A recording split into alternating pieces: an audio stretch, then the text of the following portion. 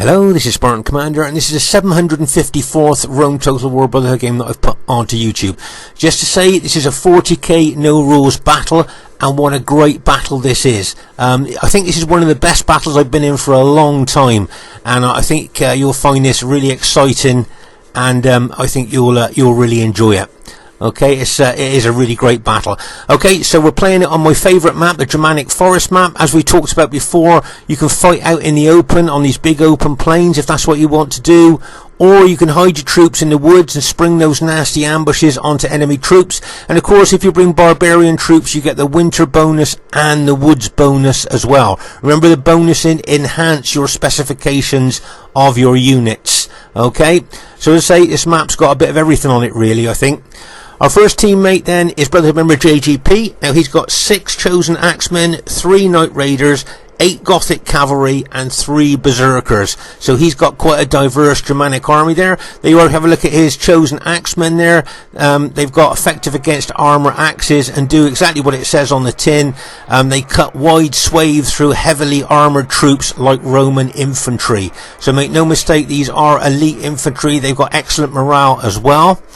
And then you've got the Knight Raiders. Now these Knight Raiders are good infantry in their own right, but they bring a big fear factor. Remember, a unit that brings fear factor takes morale away from enemy troops, destabilizing them and making them more susceptible to routing. So bringing Knight Raiders in your Germanic army is a really good move there.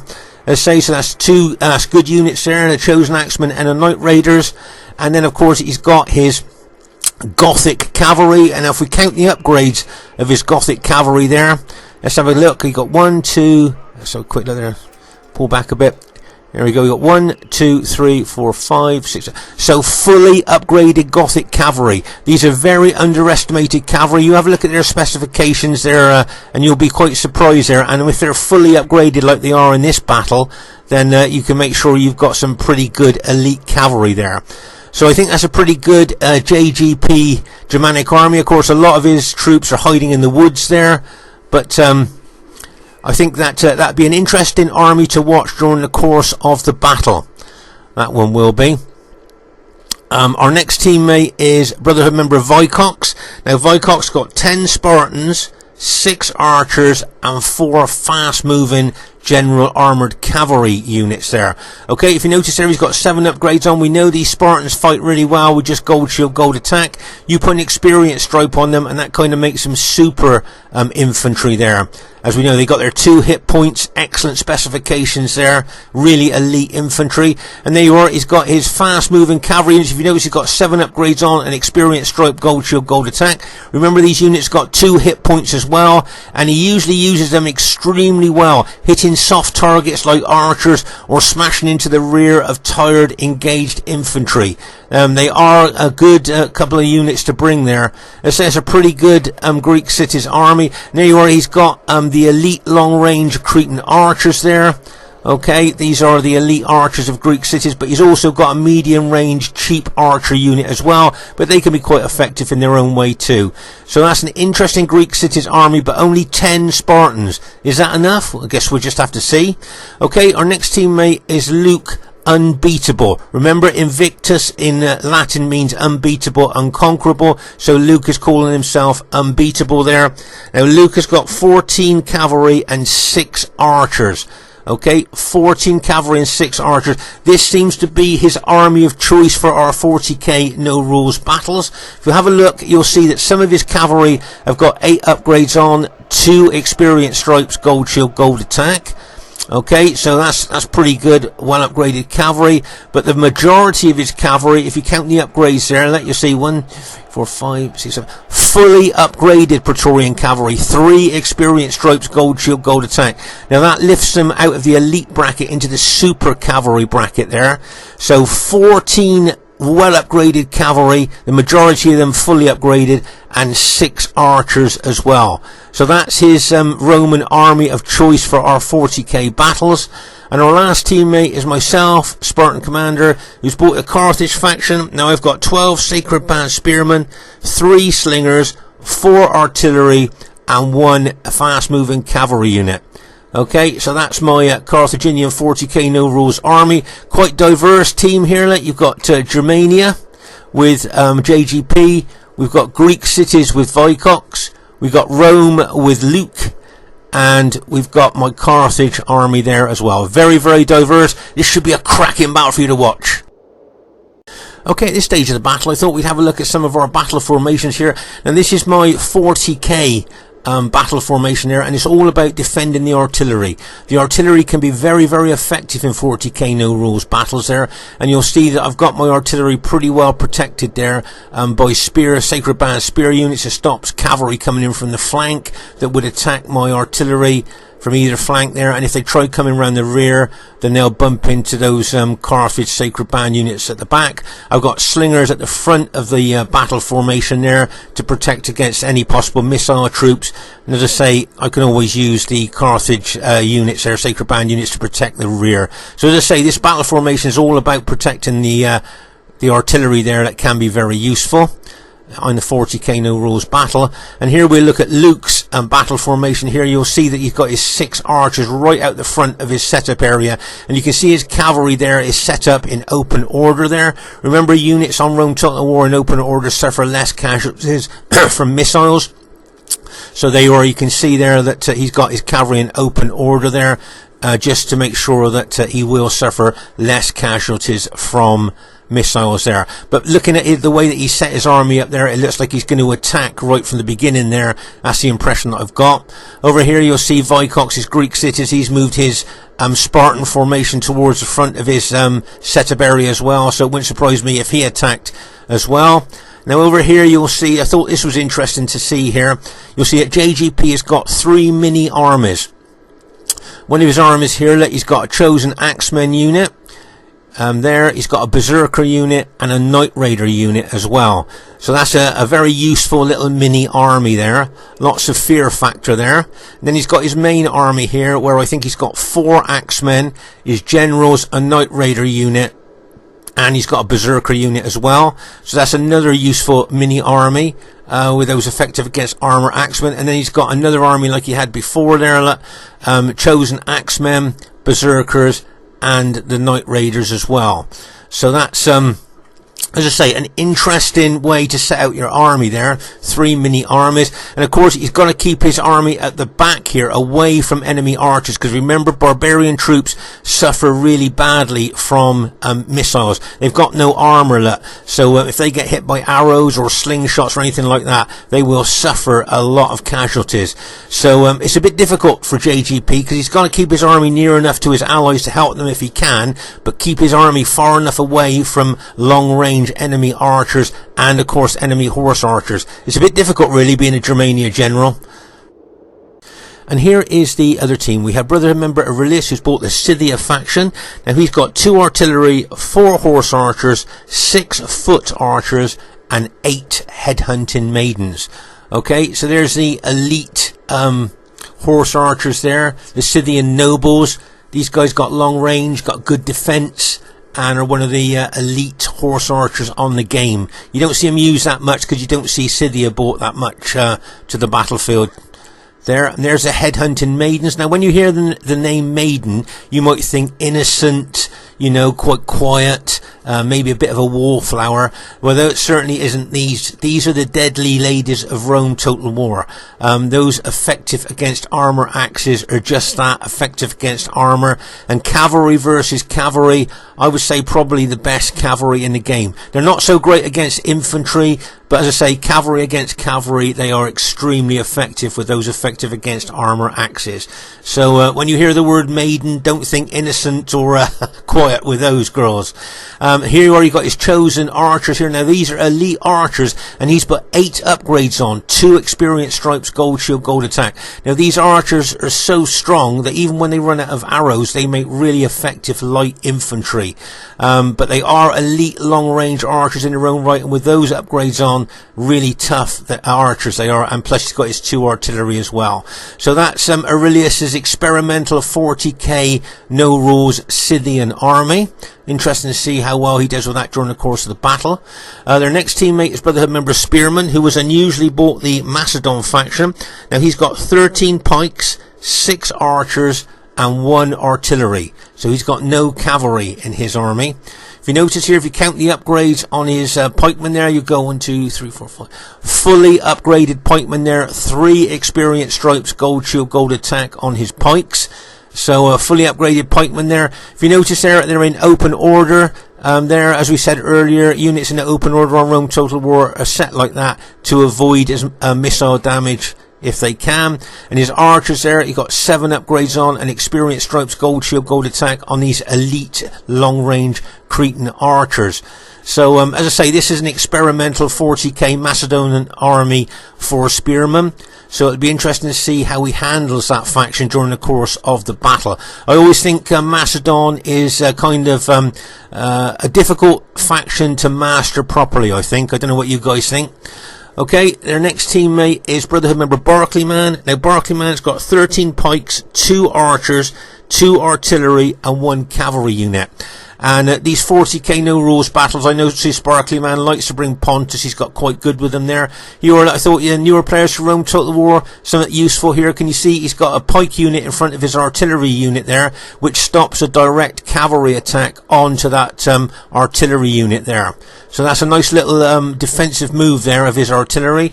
If we have a look at the upgrades on his pikeman there, let's have a look. 1, 2, 3, 4, 5. Fully upgraded bronze shield pikeman there. And just look at the length of those pikes. I know we talk about this quite a lot in our battles, but our troops have got to fight all the way down those pikes to kill the man on the other end. And that is a tall order, especially for Roman troops. So there you are. That's Barclayman's faction of choice, I think, on the 40k no rules battlefield there. Now see if we can find their last teammate somewhere hiding in the woods here. And there we go. And this is Brotherhood member Uther. He's called himself Striker Q, but it is Brotherhood member Uther. Now he's got 5 artillery, 10 cavalry, and just 5 infantry. Okay, so he's really gone heavy on the cavalry here, and his cavalry is really well upgraded. I think it's fully upgraded, his cavalry. Let's have a quick look at the upgrades on his infantry. He's got 7 upgrades, and experience stripe, gold shield, gold attack on his 5 infantry. But if I remember correctly, his 10 cavalry that are hiding in the woods are fully upgraded, which, like we said before, it takes Praetorian cavalry out of the elite bracket into the super bracket. And here he's got the old school armoured cavalry general. Let's say up to about 14, maybe 15 years ago, we all used to bring this unit as our general in the Roman armies before most of us switched to an infantry general. So as I say, this is old school, old fashioned here by Uther, bringing this armoured cavalry general there. Okay, so there's the enemy team. It's got the potential to be an absolutely cracking battle, and I really hope you enjoy it. Okay, at this very, very early stage of the battle here, we literally just press start. You'll see that Luke is advancing, as we thought, right from the beginning of the battle, being very aggressive, very attacking there. Now, I'm guessing he's taking his archers forward there to maybe target the Onager crew of Barclayman's artillery piece there. Or he may well be bringing his cavalry into attack. If you notice there, he's putting that cavalry into close formation there, because he's going to attack with that, but the rest of his cavalry, as you can still see, is in open order. Okay, so as I say, whenever you're going to attack or get into a type of hand-to-hand fight, it's best to put the unit into close order rather than open order there. Okay, now this is a nice move here by Barclayman, I thought. Here, as I say, bringing this pike unit in front of his artillery unit there. Now that's a really nice tactical move there, because what he's done by doing that is stopped a direct cavalry attack onto the Onager crew there. So that's a really good tactical move there by Barclayman. Newer players to Rome Total War, that's something you might want to look at there. Okay, but over here I think is a danger to Luke. You can see Uther's got his fast moving armoured cavalry general. He may well go into the rear of one of Luke's archer units there. But here you'll see Uther was hiding those 10 cavalry units or 9 cavalry units in the woods there that he is now going to bring out. Now remember, I think Uther's cavalry is fully upgraded. And I believe most of Luke's cavalry is fully upgraded as well. So there could well be a massive cavalry battle here. Now here you can see, as I say, Uther's general going around there. Now Luke may well attack Uther's general in the hope of taking his actual general out there. And look, and bang, as he charges in there. But here comes Uther's cavalry. Fully upgraded Praetorian cavalry just come out the woods, look, and bang, as they charge in there. Right, you can see Luke now has put his cavalry into close formation now.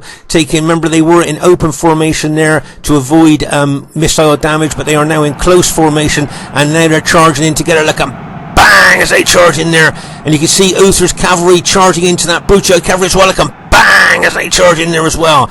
Now remember, Uther's got 10 cavalry, and if Luke's brought all his cavalry to bear, he's got 14 cavalry there. So Uther's going to be outnumbered there, but he's got his 5 infantry he can bring into the melee if he gets them over there quick enough there to support his cavalry. So as I say, remember, Luke's got 14 cavalry, Uther's only got 10.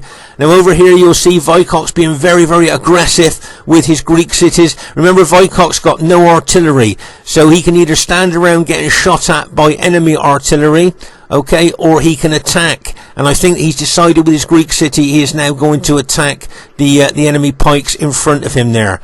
Okay, so that's what he's decided to do. Very aggressive, very attacking Vicox is with his Greek cities army. Now remember, he's only got 10 Spartan units. Okay, 10 Spartan units, not many there. It'd be interesting to see how well he does with that. But meanwhile over here, Uther's Julii cavalry against Luke's Brutii cavalry here. And as I say, most of the cavalry fighting here is fully upgraded. Okay, you can see one of Uther's cavalry units has already been routed, but as I say, he's running his infantry over there as well to help his cavalry. Okay, and here you got Uther's 5 artillery pieces there, looking to target my Carthaginian units, I think. And you're going to see something very unusual and unlucky for me in a minute. Okay, there you are. You can see I've got my artillery pieces ready to try and counter his artillery pieces there. But as I say, in a minute you're going to see a little bit unluckiness from me. But you'll see what I mean in a minute. But here, as I say, you can see over on the far side there, Vicox attacking, being very aggressive there. He's got his archers there shooting into the enemy pikes. Over here you'll see that Aurelius has got his horse archers in Cantabrian circle there, shooting loads of arrows into the flank of Vicox as archers there. Okay, he's also got his headhunting maidens there ready to bring into the fray when he wants to. Okay, but as I say there, Vicox being very, very aggressive with his 10 Spartan units there. But over here, this is a real tussle there between Uther's Julii cavalry and Luke's Brutii cavalry there. But as I say, Uther's got the advantage of having his infantry that he can bring into the fray. If you notice there, they've both auto-attacked.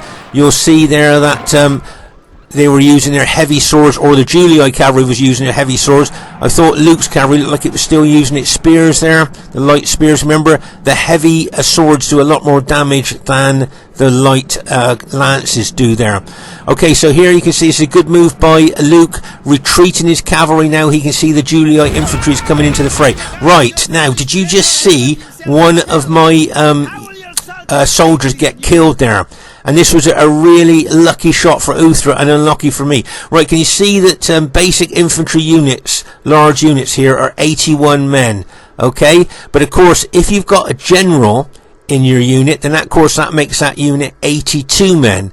Okay, so this is my general unit. See the square banner above it? That's my general unit. So there should be 82 men in that unit. But can you see there's only 81? And that's because Uther just had a lucky shot there with his boulders, and you won't believe it, he's took one soldier out from the general unit, and guess what soldier it is? My general. So he could have killed any other man in that general unit there, no problem, but he actually was lucky enough to kill my general. So I've just lost my general morale bonus there through a lucky shot from one of Uther's boulders there. And how unlucky is that? One man out the general unit, and it happened to be the general that got killed. How unlucky is that? So I just thought that was interesting to see there. Very, very unusual as well, I would think. But here you can see Luke withdrawing his cavalry away from Uther's infantry and cavalry there. I would think that Luke has done a lot of damage to Uther's cavalry. Meanwhile here, as I say, Vicox being very, very aggressive with his Spartans there, the way he's attacking those Macedonian pikes there. Now, as I say, we've talked about this before. If you look at the length of those Macedonian pikes, it's very unusual that somebody would want to put the short spears of Sparta up against those long Macedonian pikes. Okay, but there is a reason why Vicox is doing that, and that's because Spearman's got his units in open order. Okay, so can you see the gap between the pikes there that Spartans can move down? Look, can move down that gap between the pikes and kill the man on the other end without suffering too many casualties, because they just go down that gap between the pikes. So whenever it's good to have your units in open order to avoid missile damage, but when you actually get into fighting, you need to put your units into close, tight formation there. So that's why the Spartans are doing so well against Macedon. Here's because the Macedonians are in open order, and the Spartans can get down and between the two the pikes there, and get down to kill the man on the other end by just going down through the gaps of the pikes. But he needs to be careful here, Vicox, because there's that whole Pontus army that can be brought to bear on his flank. Plus you've got Macedonian reserve pikemen there that can be brought in as well. And as I say, remember, Vicox has only got 10 Spartans there, and he could be attacked from the other flank as well. So as I say, well done to Vicox for being very aggressive and attacking there, but he needs to be careful, I think, with all those pikes around there. Okay, here you'll see that JGP's brought part of his Germanic army over here, moving towards his allies. Okay, he got his other two mini armies are hiding in the woods. Remember, we looked at those. Remember, a berserker unit, an axe unit, and a night raider unit. He's got two mini armies hiding in the woods over there, which he may well bring out when he's ready. But he's moving his main army here with his cavalry over towards his allies there. Needs to watch out for those horse archers of Scythia, which could target his berserkers, and also those headhunting maidens against his cavalry. Right, here you can see several of Luke's cavalry units have been routed there in that tussle he had with Uther's Julii cavalry. Okay, so you can see that. But he's moving back over now towards Uther's Julii army there. And as I say, at the moment I'm having a duel with his artillery against my artillery there. Okay, as you can see there. But to say, I've got 4 artillery pieces, he's got 5, so I'm outnumbered there. But I just took my fast-moving armoured cavalry general forward there to try and take out the onager crews, but Uther brought his cavalry back there before I could actually hit one of the onagers with my fast-moving cavalry unit.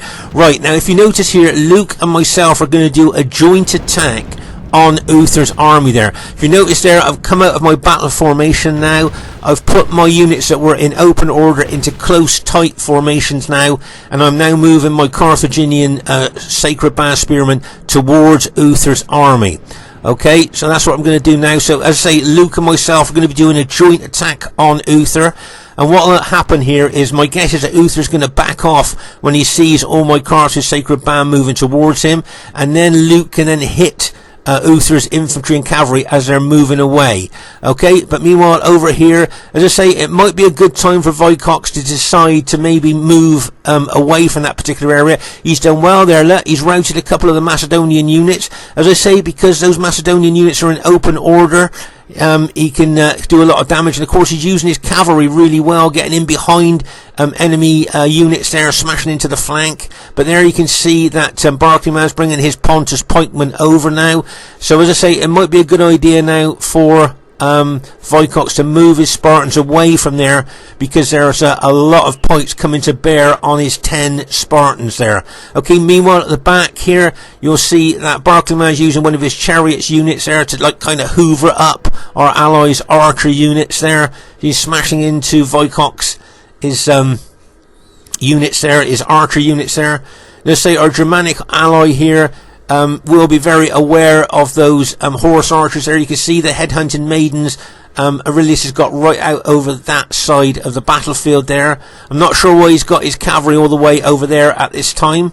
Maybe it's a tactical move there. But as I say, I think Vicox now, with all those pikes heading towards him, might be a good idea for him to pull his Spartans back. As I say, remember, he only had 10 Spartans there, so he doesn't really want to get into too much hassle with all those pikes. But meanwhile here, as I say, you can see my Carthaginian spearmen now heading towards Uther's army. And as I say, when Uther sees my spearmen approaching there, he may well start moving his army back, retreating his army away from them there, and then Luke can then hit Uther's moving troops. Remember, if you hit enemy troops that are moving, you can cause them a lot of casualties there, and I think that's what Luke will be looking to do.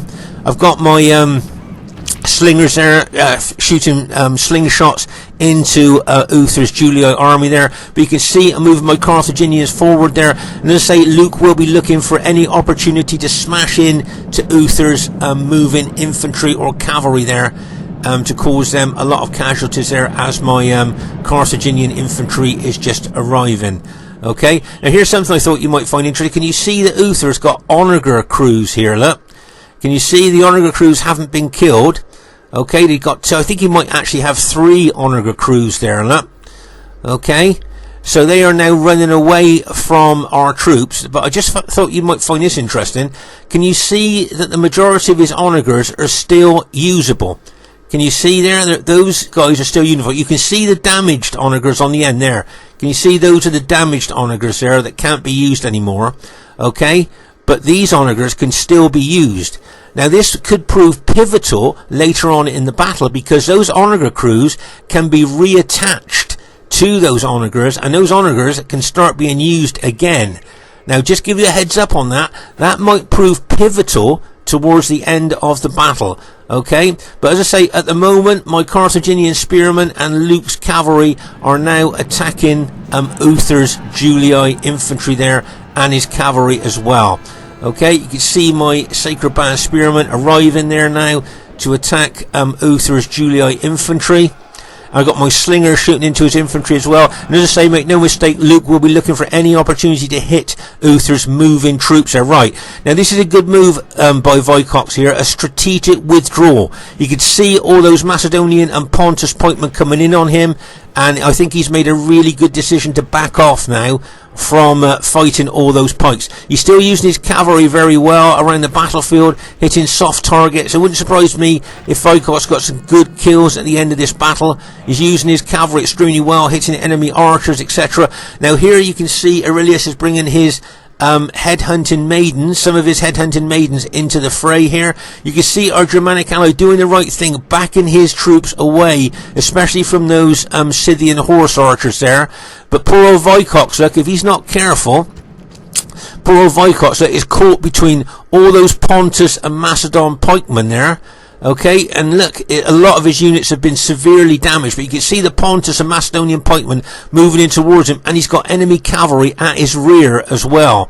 So really here he needs to, as I say, be skillful in the way he withdraws his Spartans there. We've got a lot of archers here shooting into his into the enemy troops there, but as I say, he needs to withdraw his Spartans very carefully there.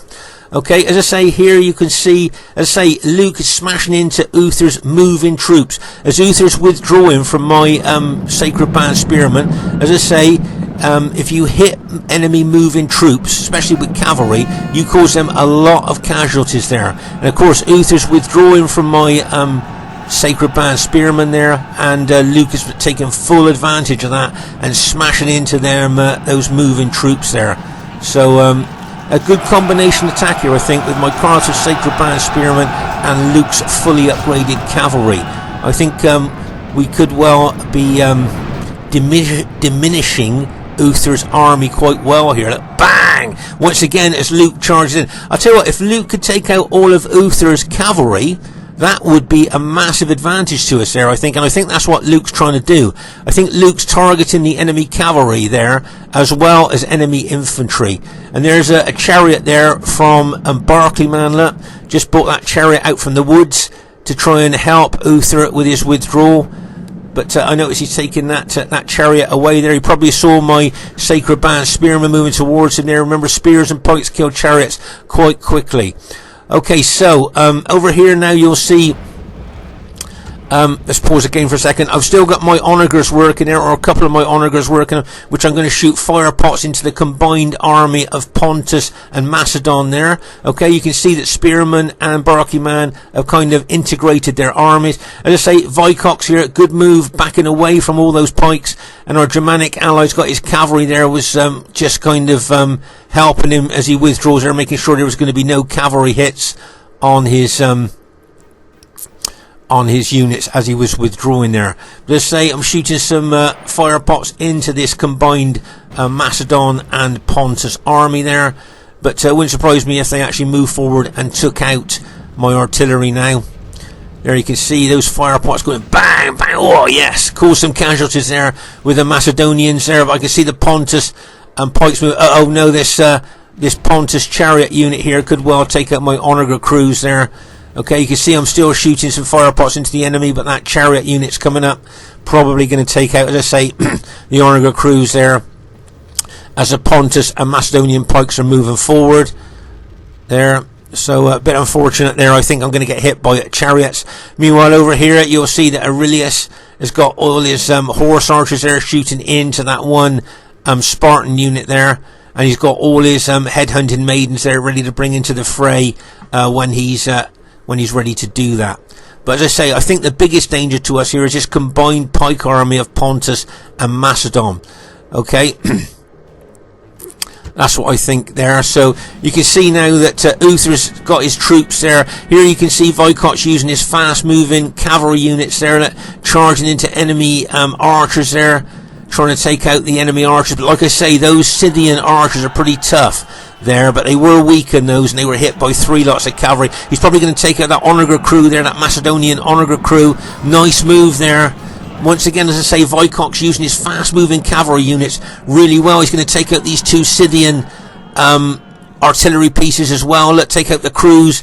Really well done there to him. As I say, I reckon he's going to get some really great kills in this battle of Vicox. He's been using his cavalry so well around the battlefield there. As I say, take out the Onager crews. Doesn't matter how much artillery ammunition they've got left. Take out the crews, and the Onagers are useless. So well done to Vicox there. Here I can see that Pontus chariot has run amok. Probably be chopping down and killing a lot of his allies' units there. Look, it chops through there, chopping them down there. That's the problem with these chariots when they run amok. They do tend to kill both friend and foe alike. So here you can see Barclayman being very aggressive with his Pontus pikemen there, moving towards Germania. Let's pause the game for a second there. So as I say there, you can see Germania doing the right thing and backing off there. And over here you can see that's all that's left of Vicox's infantry. Remember, he only started off with 10 Spartans there, and they've been very battle depleted. And just look at the number of pikemen there that would like to engage his Spartans now. But I think Vicox is pretty knowledgeable there, and he will be moving his units away. You've got all these well upgraded elite Scythian chosen archers there, shooting arrows into Vicox, moving infantry there as well. So lots of casualties being caused, I think, by those well upgraded elite archers. Okay, so after chasing Uther's troops, my Carthaginians are tired, look. So that's the last thing I want to do now when they're tired, is to get them into combat. I need to get them back to fresh, or at least warmed up, really. Okay, but here you can see, as I said, Barclayman being very aggressive with his Pontus pikes there. And here you'll see that Vicox is trying to chase off the headhunting maidens and horse archers there with his Spartans. You can see him moving towards those cavalry there. And over here you'll see that Uther has managed to rally his Julia army. That's all the units he's got left. I think, like we said, I think Luke has managed to take out all of Uther's cavalry except his general.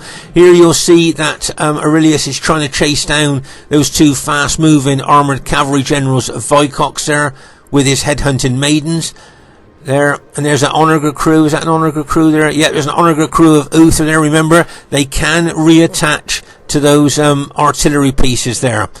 Okay, so here, as I say, you can see I'm walking my Sacred Band infantry there, trying to get them into some kind of fitness, but they're tired there. And the last thing I want to do is face Pontus and Macedon there, with my troops being tired. So, as I say, I'm just walking them at the moment, wanting to get them into fresh mode if I can, before we get into any hand-to-hand fighting there. But as I say, I think Barclayman and Spearmen there, integrating their armies, I think it's a good, combining their armies, I think it's a really good idea for them there. But as I say, over here you'll see that Vicox is being shot to pieces, if he's not careful, by those horse archers of Scythia. If you notice there, can you see that one unit there? It's been reduced absolutely drastically. How many men are in that unit there? Look. Right, there's 18 at the moment, but they're just being shot in the flank by those Scythian horse archers. And just look how their numbers are being depleted just by those archers shooting into them there. I mean, when we first looked at them, there were 18, but they'd already been greatly reduced, and now they're down to 7, and now they're down to 5 there, and now Vicox decided to move them now, but he suffered a lot of casualties. Look at all those dead Spartans there on the ground, just killed by horse archers. So it'd be a good idea, I think, for him to move those Spartans away from those horse archers. But of course you've got these elite archers here. Can you see I've charged my armoured cavalry general into those chosen archers there? But remember, like I said before, those chosen archers with good upgrades on really tough light infantry. If they're alt-attacked there, they are difficult to kill. If you look at their specifications, you'll see why. You'll see I've alt-attacked with my armoured cavalry general, so he's using his swords there against those archers. But as I say here, can you see that both Pontus and Macedon are moving towards my Carthage sacred band troops? Okay, can you see they both want to try and take, between them, they want to take my Carthage spearmen out. Okay, so the best thing for me to do here is to do the only really best thing to do, and that's run away. I need to run away now, just get away from those pikes. There's no way that I want to take on 2 pike armies there, and as I say, my troops are tired there, so I just need them to run away now, away from the pikes of Pontus and Macedon. Here you'll see that some of those honour crews and the armoured cavalry general of Uther there attacking my slingers there. But as I say, really I just want to take my spearmen away from those all those pikes there, and hopefully take them over to the other side of the battlefield and rest them there to get them back to fresh before we even think about getting into any hand-to-hand fighting there with all those pikes there moving in towards me. And over here you'll see that Vicox here is trying to take out as many of those Scythian units as he can. It wouldn't surprise me if Luke brought his cavalry over here to help, because it's very difficult for Greek cities with no cavalry, well, you know, without any decent cavalry, if you like. There you are, like you see Luke bringing his Brutii cavalry over here to help take out these Scythian archers. Look at bang as he charges in there. Took that unit out on impact there. Okay, remember that the vast majority of Luke's cavalry are fully upgraded. 3 experience stripes, gold shield, gold attack here, so he can really help Vicox in taking a lot of these Scythian archer units out there. Can you see? And there was a headhunting maiden unit there that just got hit by 4 units of that fully upgraded Brutii cavalry there. You see that, and it wouldn't surprise me if that Scythian unit actually routed now just by the sheer number of Brutii cavalry there onto that one Scythian unit. Okay, so I say Luke using his Brutii cavalry really well at helping Vicox kind of hoover up these Scythian units. I would think both Luke and Vicox are going to get some good kills by the end of this battle. Look, that cavalry charging again, look, bang, as it charges in there. That's good there. You can see the headhunting maidens there. Right, now what I wanted to show you here is something interesting. Can you see the headhunting maidens, as I say, have got those effective against armour axes. And make no mistake, enemy troops with lots of armour on can really be taken out by those effective against armour axes. But if you look at the Spartans in this game, see, no armour. Okay, so the Spartans are not wearing any armour in this game, just the red cloaks. Okay, so that bonus, okay, of effective against armour is just null and void, because they're fighting troops who are not wearing armour. So all you've got is light cavalry carrying axes against the elite Spartans there. Okay, so as I say, the headhunting maidens effective against armour axes are null and void because the troops they're fighting are not wearing armour. So as I say, it's light cavalry there with axes, look, being repulsed by elite non-armour wearing troops. So there you go. There you can see he's charged his headhunting maidens in again, look, into Spartan units there. But as I say, if you look closely at the Spartans in this game, they don't wear armour. So as I say, the headhunting maidens effective against armour axes bonus is null and void. So it's just light cavalry carrying axes against elite infantry there. Okay, so I just thought you might find that quite interesting there. Okay, but here you can see the the Scythian noble horse archers and some of the maidens there are heading towards Germania. But remember that JGP's cavalry is also fully upgraded, the Gothic cavalry. Notice how, like I said earlier, he's keeping his infantry away from the main melee, because the last thing he wants to do is to have enemy archers shooting into him. And of course, pikes, enemy pikes will kill barbarian troops quite easily. They can kill their troops quite easily, so he needs to keep his Germanian troops away till later on in the battle. Now meanwhile, over here on this particular flank, as I say, you can see I've moved my troops into the woods there, and if you notice, they're crouching down, which means they're hiding. If you look at the writing, can you see hiding there? If you notice there, you'll see hiding, but they're still tired. So what I need to do is leave them in those woods there, hiding, okay, and let their freshness, their fitness come back to fresh there. But as I say, if you notice here, can you see the Uther's onagers here, okay, can still be used. As I say, you can see the damaged ones that can't be used anymore, but these can still be used. And if he reattaches his onager crews, which I believe he's got 2 or 3, there you are, look, he's still got those onager crews there, which he could reattach to those onagers to use towards the end of the battle. And as we know, artillery in 40k's no rules battles can be incredibly effective. So that might be something that we may need to look at a little bit later on. Okay, now here you'll see that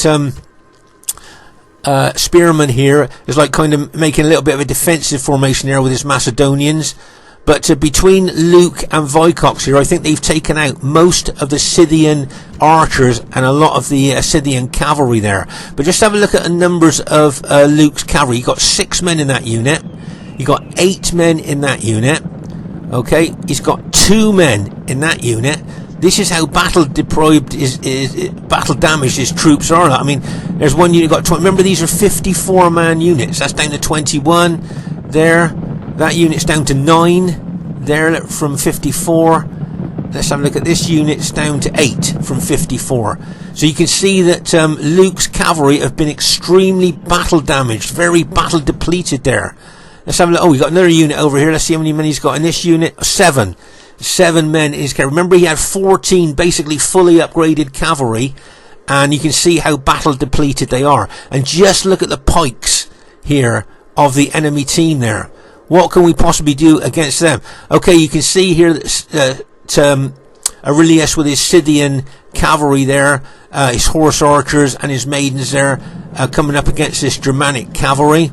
But remember, this Germanic cavalry is well upgraded, fully upgraded there, and those Scythian cavalry of both the horse archers and the maidens have been weakened there, and you can see that JGP is making the most of that with his fully upgraded Gothic cavalry. Okay, there you are. That maiden unit routed almost on impact there from that Gothic cavalry. So it'll be interesting to see here how many units that Aurelius has got left. There's another one of his cavalry. Ooh, just nearly got caught by that Germanic heavy cavalry unit there. So and here is Luke's general unit here. Now, as I say, bang, there's that Germanic unit charged in there. But it wouldn't surprise me, as I say, if this headhunting maiden unit beat that Germanic cavalry unit there, okay? It'd be interesting to see that. The effective against armour axes look against these well-armoured Germanic troops there. As I say, it wouldn't surprise me if these maidens, these light cavalry, there they are, look, they've routed that fully upgraded Germanic Gothic cavalry unit there. That's how tough. As I say, cavalry versus cavalry, I still think that the headhunting maidens are probably the best cavalry in the game, even on these 40k battles. Right, now here you can see Uther's doing a good tactical move here. He's reattaching his onager units, onager crews, to the onagers there. Look, can you see? So he's got all those onagers now working. Here you can see Uther sending one of his cavalry units off to attack some of my slingers there. I'm probably going to alt-attack those slinger units there. You can see that cavalry charging like a bang as it charges in there. Just in there, and now I'm going to alt-attack there. Can you see my slingers have drawn their swords, their little swords now. Hopefully we try and kill the general there, but no, we couldn't do that.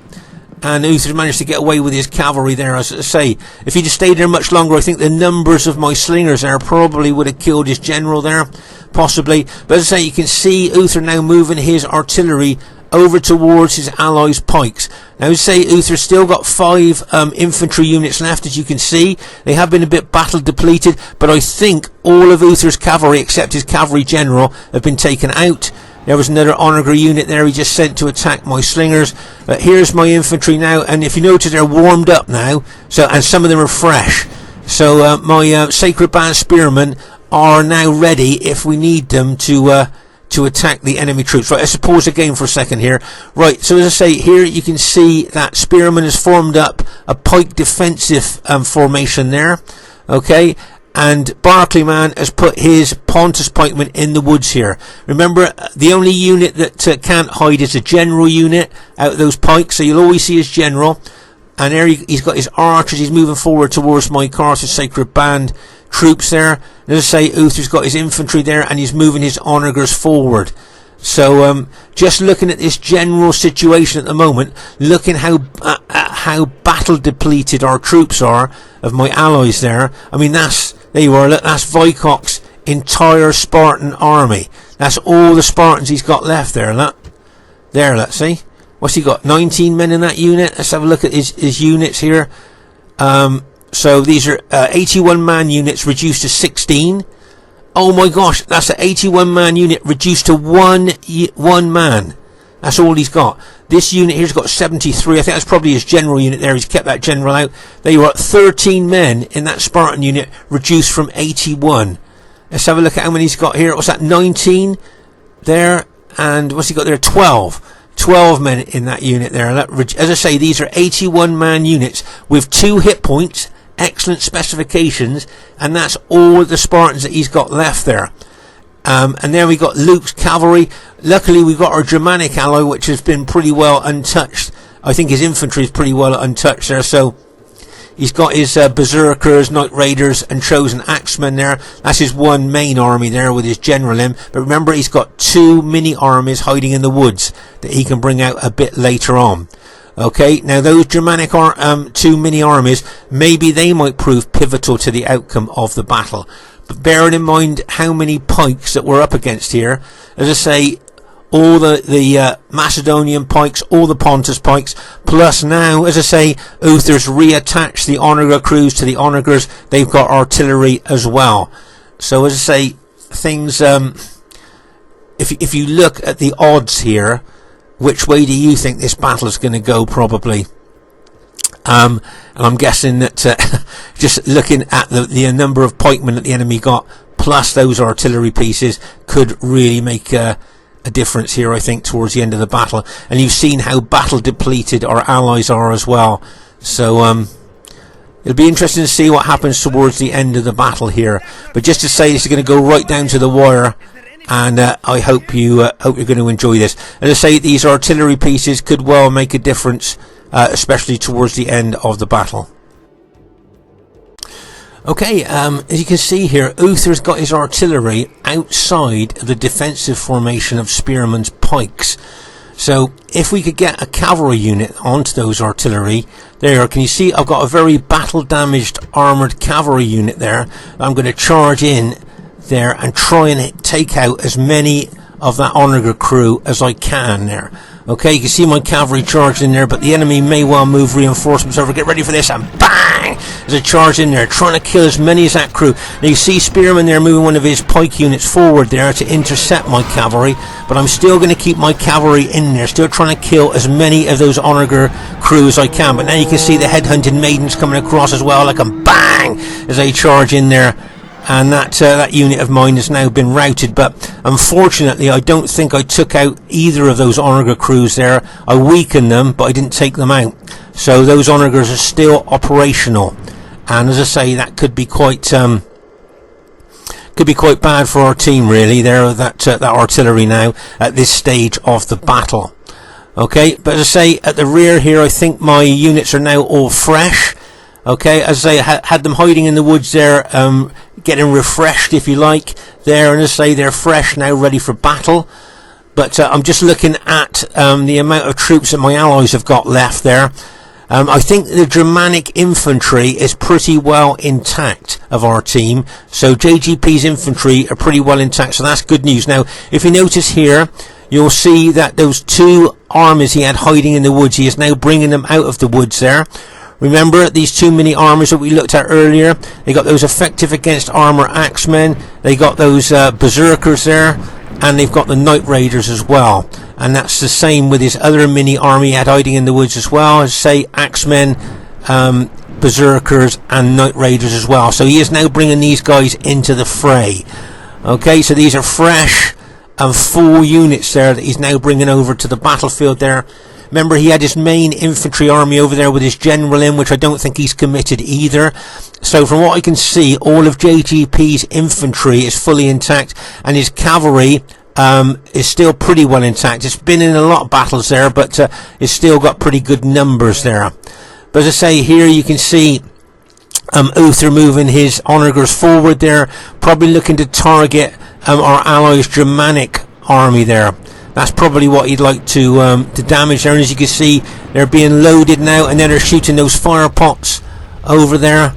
And so I would advise JGP to move his main Germanic army with his general there out of range of those fire pots if I was him. And that's exactly what he's doing. Look, he's now going to run his troops back away from those. Ooh, that caused him some casualties there. Look. Moving them out of range of those onagers there. So that's a good tactical withdrawal there by JGP. Okay, here you can see Luke moving his cavalry around, harassing and haranguing. Probably like to get in and take out those onager crews if he could, but they're too well guarded now. If you notice, you got Julii infantry and Macedonian pikes, and I think a Pontus pikeman there as well, all guarding those onagers. So there you can see the fire pot. Oh, that's going to be close. Ooh. He needs to move his cavalry, I think, out of range as well there, because otherwise, imagine a fire pot landing amongst that cavalry could cause him a lot of casualties there. But as I say, you can see the enemy now of kind of the Julii and Macedonian units there of combined there to make a defensive formation. Okay, which is quite formidable for us if you look at the troops that we've got left there against those long pikes of Macedon and those well upgraded Julii infantry. And of course you've got all the Pontus pikemen there hiding in the woods, only the general showing there. The rest of those Pontus, basically full Pontus units there, are hiding in the woods. Now if you notice here, I'm now bringing my Carthaginians out of the woods here. Okay, I feel it's time now for us to try and do something there. Now they've got that artillery piece there, keeping us at bay. I think that I remember in this particular battle I thought, right, I'm going to bring my 12 fresh, fully upgraded Sacred Band units out here.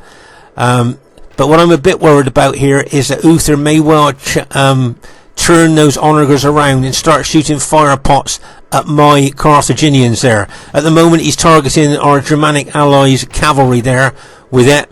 But as I say, this is quite a formidable battle formation here. There, and with those onagers in the middle, so they can't be touched by any of our troops there. They can pick on any targets that they want. Okay, you can see our Germanic. Now this is what I found a little bit unusual here. Can you see that JGP is moving his cavalry towards his set pike unit? Look, and he kind of walked into those pikes. Look at that. Look. I don't know whether he just wasn't paying attention at that stage, but look how many of his cavalry just lost on those Macedonian pikes there. I mean, that was quite a major loss. Right, okay, so here now I've decided what I want to do is I'm not going to go for that battle formation there with Uther's infantry in. What I'm going to try and do is go for those Pontus pikes.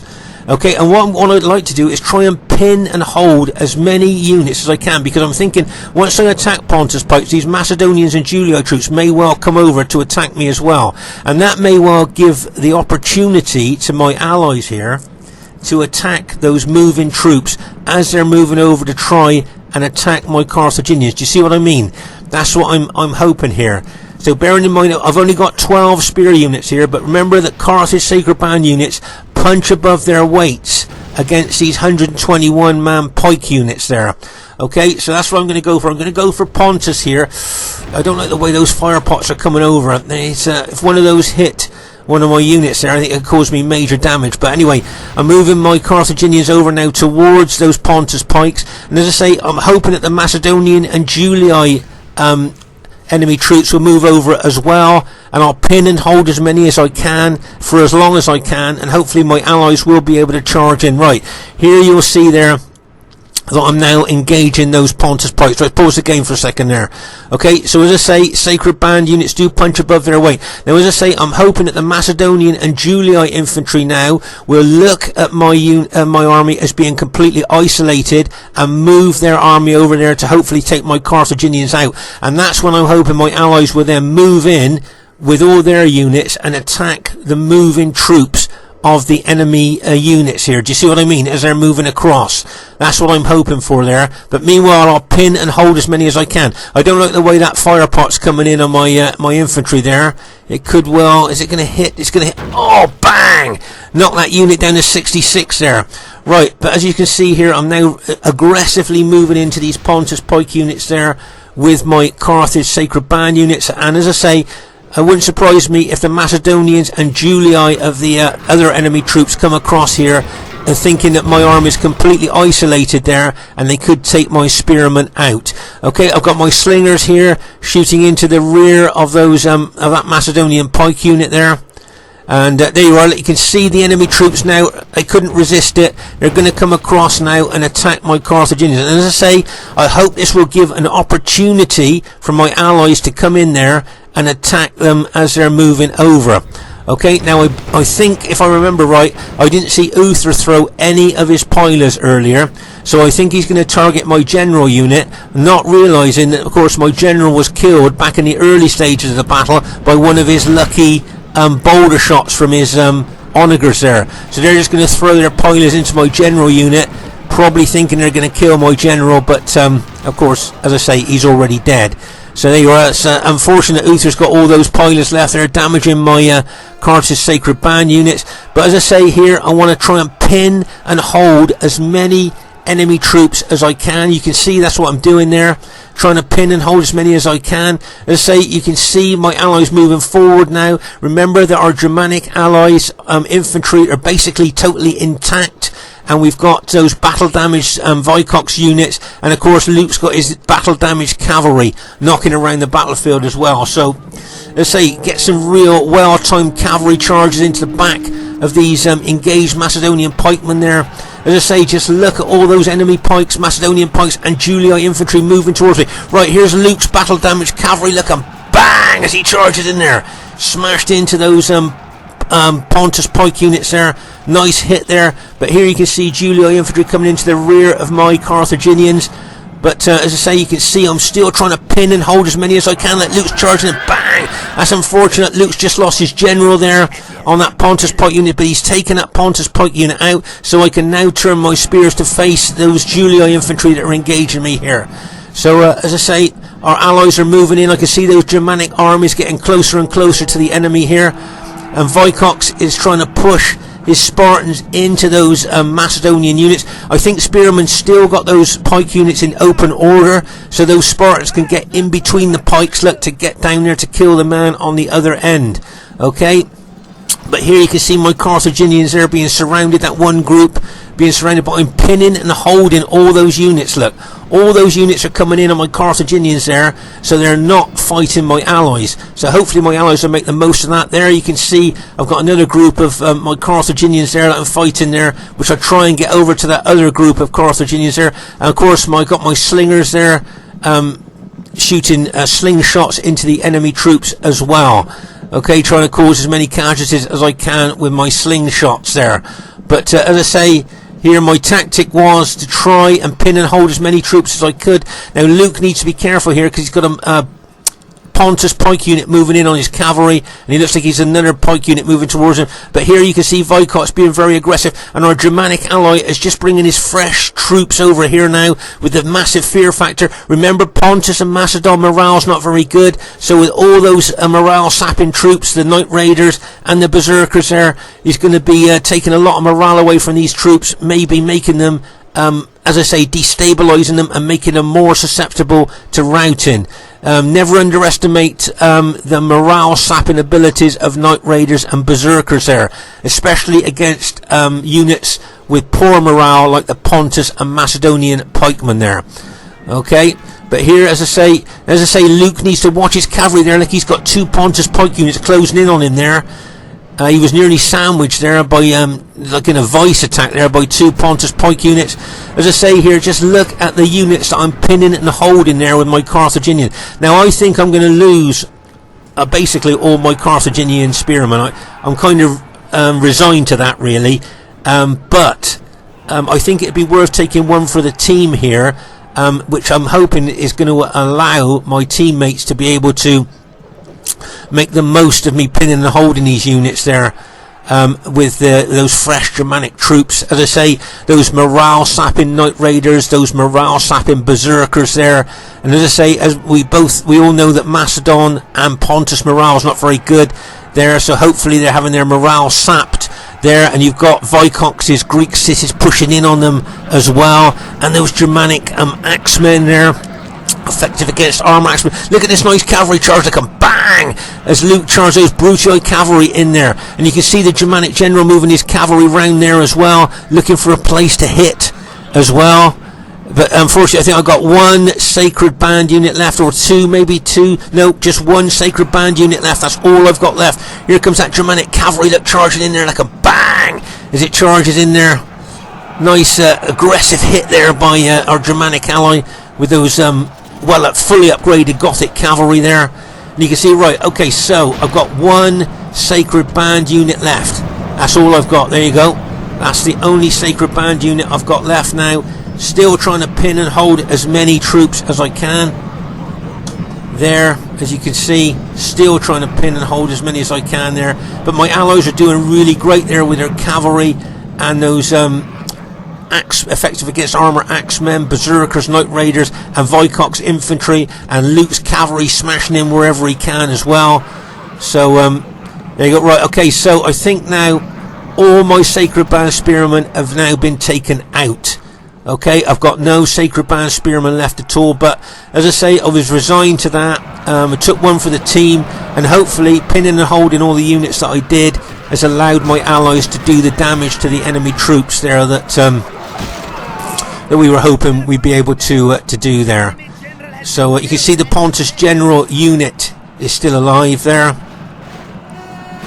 And I say I think I got 2 units left. I got this 1 slinger unit here that's been shooting slingshots into the enemy, hopefully causing them a lot of casualties there. You can see that, and I think I've got another 1 other unit left as well. But that's it. All my heavy spearmen have now been taken out there. So you can see they're closing in on those last of those enemy pike units there. I think there's just is there just 2 Pontus pike units left now? That's all that's left. And there's Uther's general there. Can you see Uther's cavalry general there? You can see him there with his sword there, fighting. Just killed that Germanic cavalryman there. That's the Pontus general, just been taken out. Uther's general still there, just got smashed by those 2 Germanic cavalrymen there. So just pause the game for a second here. So it looks like our team has managed to go on to win the battle. As I say, I think I've got 2 units left. I've got that 1 slinger unit left there. Been shooting slingshots into the enemy for quite a long time during this course of the battle. And I got another slinger unit there. So let's say that's all I've got left there. Just those 2 slinger units out of my entire army there. And you can see all the rest of my spearmen there have been routed and running from the battlefield now. But I thought they did the job there at holding and pinning the enemy troops there, allowing my allies to do the damage that we needed. If we have a look at Luke's cavalry here, remember he had fully upgraded cavalry. Let's have a look at the numbers he's got in his cavalry there. He's got two men left in that cavalry unit. Let's have a look here how many men he's got. A general, that's six men in his cavalry unit there, and 3 men left in that cavalry unit there. So I believe that's all the units that he's got left there. Oh, and there's another cavalry unit there, sorry. He's got another 2 there, one with 8 men in. Remember, these are 54-man units, and one with 2 men in. As I say, these are 54-man cavalry units there, so that just goes to show how this was a real battle of attrition there. And you'll see, let's have a look at the Greek cities' numbers. 3 men left in that Spartan unit, 5 men left in that Spartan unit, 4 men left in that Spartan unit, 2 men, and these are 81-man units, look, and 12 men left in that unit, 8 men left in that unit, and 23 men. So as I say there, those are 81-man units with 2 hit points, excellent specifications, and reduced to those numbers there. So as I say, you can see how much this was a real grinding down battle of attrition there for those units to be left. You see that there's still a couple of enemy archer units left there. But as I say, with the berserkers heading towards them, I'm guessing that unit's going to run and rout pretty quick there, I would have thought. It's being scared by the berserkers. There you are, it's just routed there. So let's just pause the game for a second here. Let's just have a look at the battlefield here, see how spread out it is. I mean, if we go all the way over here, look, you can see there. I think this is where Vicox attacked right at the beginning of the battle there. Look, you can see, as I say, in all the battles that we fight, the red cloaked Spartans' bodies really show out in the snow, don't they? You can see those quite easily there. Let's say this looks like a battle between maidens and Brutii cavalry there. As we move further across here, look, more piles of dead. I mean, it's just such a massive spread out battle here. You can see here a lot of headhunting maidens here and Germanic cavalry fighting. You can see by the dead there as we move across the battlefield there, Germanic, as I say, and Scythian headhunting maidens. There's another unit of Luke's archers left. He's got a unit of archers there. Look. Over here, look.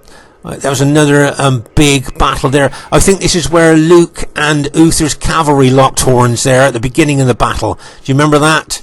There you can see, it seems to me like there's a lot of Brutii dead cavalry there, but there is also a lot of dead Julii cavalry there as well. And as we move over into this dense part of the battlefield here, you can see just by the massive piles of dead here how concentrated the battle was in this part, and over here at the rear of the actual last part of the battle there as well. So let's say loads of dead there. So as I say, our team just about managed to go on to win the battle there. So let's say I think Vicox has done very well.